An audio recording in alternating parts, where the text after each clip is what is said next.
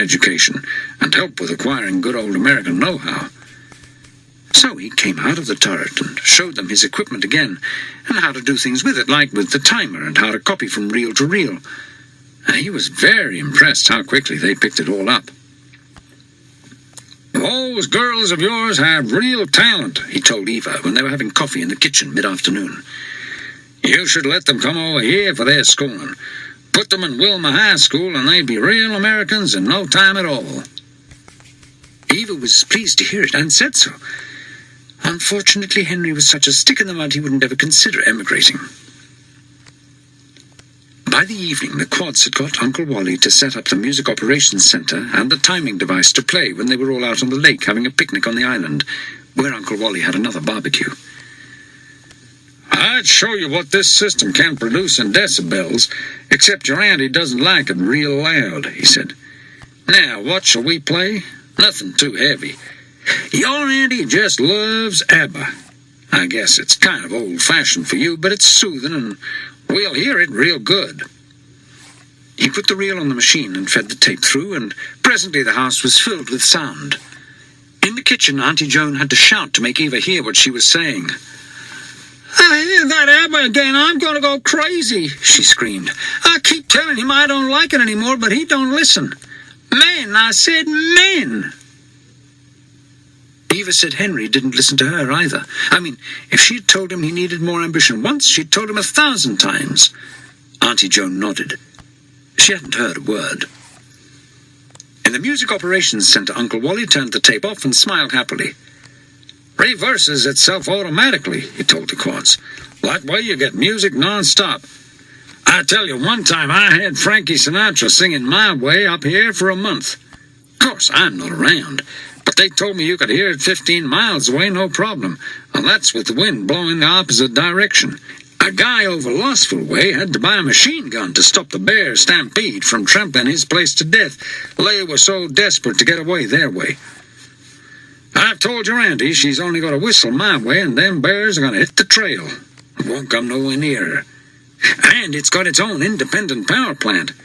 Guys trying to burglarize here can cut the main power line. It won't make any difference. Got electricity backup. Now that's what I call American know-how. I bet they don't teach you that in England. And them Roman nuns don't know nothing. Never been... Well, I guess you girls could benefit from some of that American know-how." The Quads already had. While he went to watch a movie and drink some whiskey, they took the label off the ABBA reel, put it on the one they had made, and fed it through just like Uncle Wally had shown them.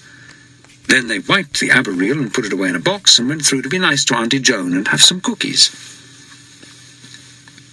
The next day it rained, and even Uncle Wally had to agree it was no time for going out for a picnic. "Best be getting back to Wilma. I got an important meeting tomorrow, and this rain's going to stick around." They packed into his four-wheeler and drove down the dirt road through the forest. Behind them, the timer on the music center ticked ominously. It was set for 6 that evening, and the volume was at maximum. According to Uncle Wally, that was like 1,000 decibels. On the way, Eva said she was going to call the neighbors in Oakhurst Avenue, even though Henry didn't get along with them. "He's very private," she said. "He hates people to know what he's doing." "Makes sense," said Uncle Wally. "It's a free country. Everyone's entitled to privacy. That's the First Amendment. No one has to incriminate himself." "What's incriminate mean, Uncle Wally?" Emmeline asked. Uncle Wally swelled in the driver's seat. He liked being asked questions. He had all the answers. Incriminate oneself means to say things that could damage your reputation or land you in a court on a criminal charge.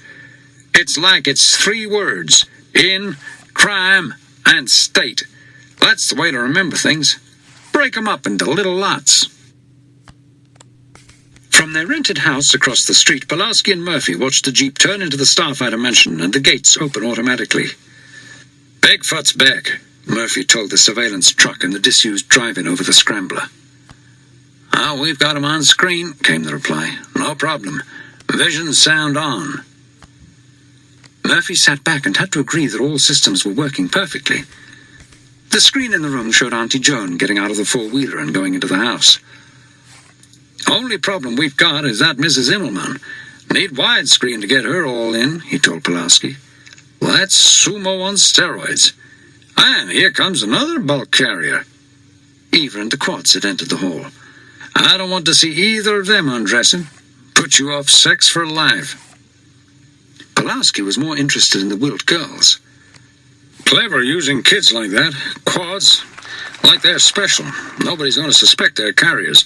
That Mrs. Wilt can't have any feelings. She gets